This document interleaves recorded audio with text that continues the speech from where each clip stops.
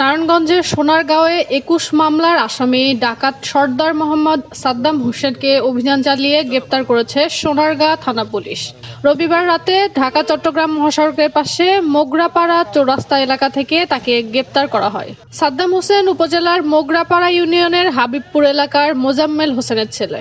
গোপন সংবাদের ভিত্তিতে সোনারগাঁ থানা পুলিশ কুখ্যাত ডাকাত ২১টি মামলার আসামি সাদ্দামকে গ্রেপ্তার করতে সক্ষম হয়।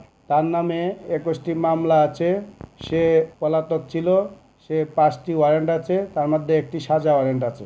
তাকে বিজ্ঞ আদালতে প্রেরণ করা হচ্ছে। সোনারগাঁ থানার ভারপ্রাপ্ত কর্মকর্তা ওসি এম বারী বলেন, গোপন সংবাদের ভিত্তিতে ডাকাত সাদ্দামকে গ্রেপ্তার করা হয়েছে। তার বিরুদ্ধে কয়েকটি মামলায় ওয়ারেন্ট আছে। মাদক ও ডাকাতি সহ ২১টি মামলা রয়েছে। গ্রেপ্তারের পর আইনি প্রক্রিয়া শেষে তাকে আদালতে প্রেরণ করা হয়েছে।